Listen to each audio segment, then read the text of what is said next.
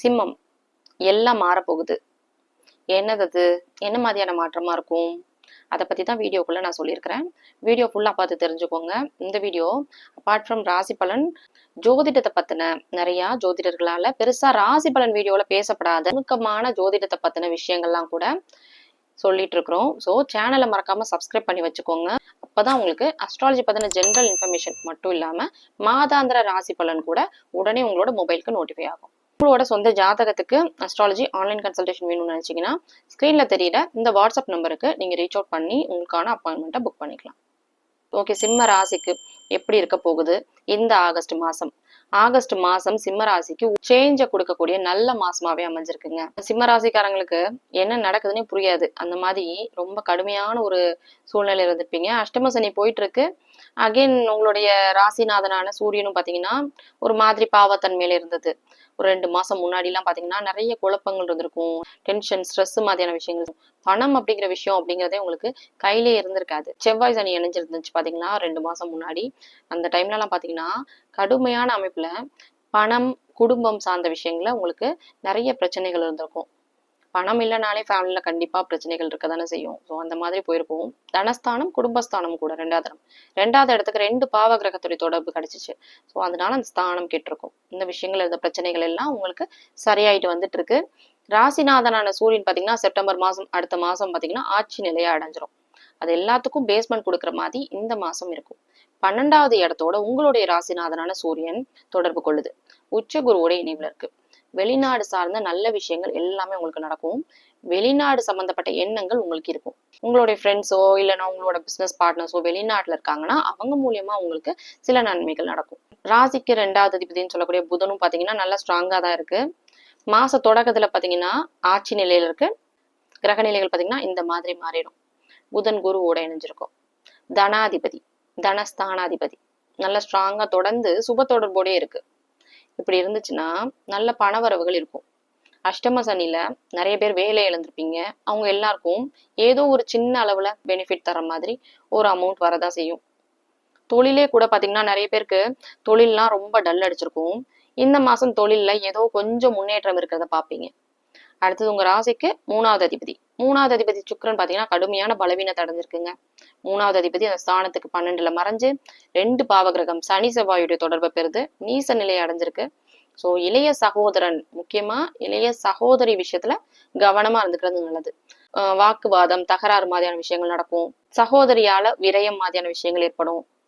எங்களுக்கு அப்படிலாம் எதுவுமே கிடையாதுங்க அப்படின்னு நீங்க சொன்னீங்கன்னா உங்களுக்கு அது வேற மாதிரி ஒர்க் ஆகும். அதாவது நான் சகோதர விஷயம் கெடுது அப்படின்னு சொன்னேன்னா இளைய சகோதரி மூலியமா உங்களுக்கு கெடுதல் வரணும் அப்படின்னு கிடையாது. அவங்களுடைய ஹெல்த் பாதிக்கப்படலாம், அவங்களுக்கு ஏதோ ஃபினான்ஷியல் பிரச்சனை வரலாம், அவங்களுக்கு ஏதாவது லீகல் இஷ்யூ வரலாம். இந்த மாதிரி கூட அது ஒர்க் ஆகும். ஸோ இப்படி புரிஞ்சுக்கோங்க. அடுத்து உங்க ராசிக்கு 4வது அதிபதி. 4வது அதிபதி செவ்வாய் பாத்தீங்கன்னா நல்லா ஸ்ட்ராங்கா தான் இருக்கு. அடுத்த மாசம் பாத்தீங்கன்னா நீச நிலை அடையும். நீச நிலை அடைஞ்சா கூட குருவோடைய நிலையிலே இருக்கும்.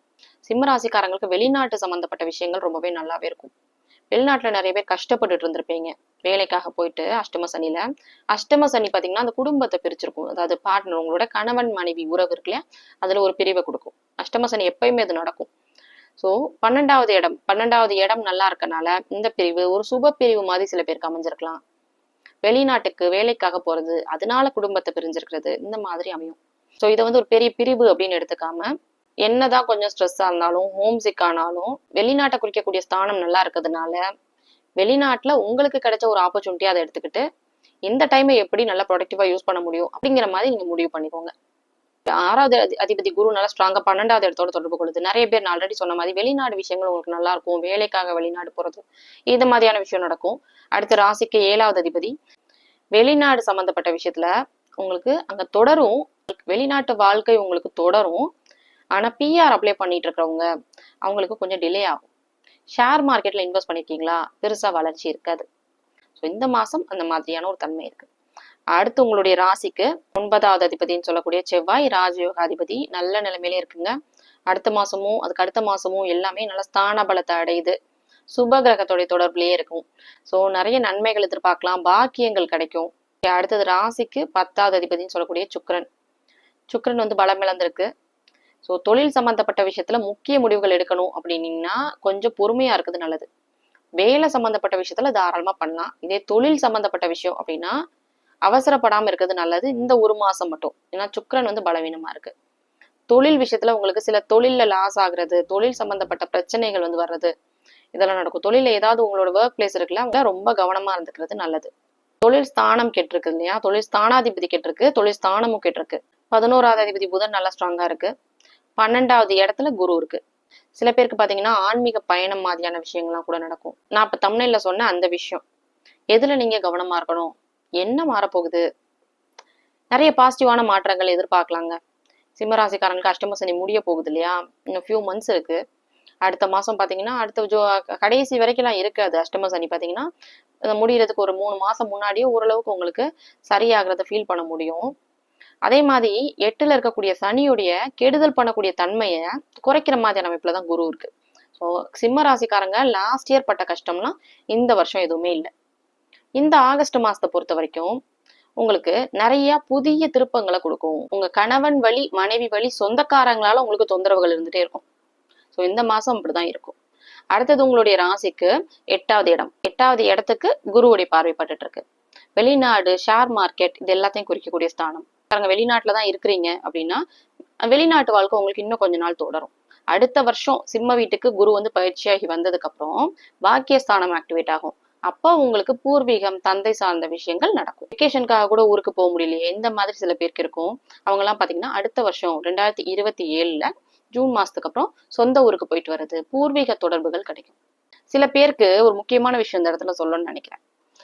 நிறைய பேர் வந்து சொந்த ஊர்லயே இருக்க முடியாது. வெளியே போனாதான் அவங்களுக்கு கொஞ்சம் பெட்டராவே இருக்கும். சொந்த ஊர்ல எந்த விஷயம் செஞ்சாலும் அதுல பெருசா விருத்தியே இருக்காது. அதுக்கு என்ன காரணம்னா அவங்களுடைய சொந்த ஜாதகம் இருக்கு இல்லையா, அவங்களோட date of birth, birth time and birth place வச்சு ஜென்ரேட் பண்ணக்கூடிய பர்த் சார்ட்னு ஆல்ரெடி சொன்ன மாதிரி.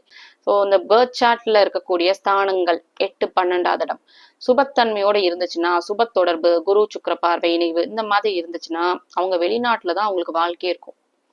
வெளிநாட்டுலதான் அவங்களால சாதிக்க முடியும். அவங்களுடைய கடைசி காலம் கூட வெளிநாட்டுலதான் இருக்கும். அவங்களால சொந்த ஊருக்கு வர முடியாது. வந்தாலும் அது விருத்தி இருக்காது.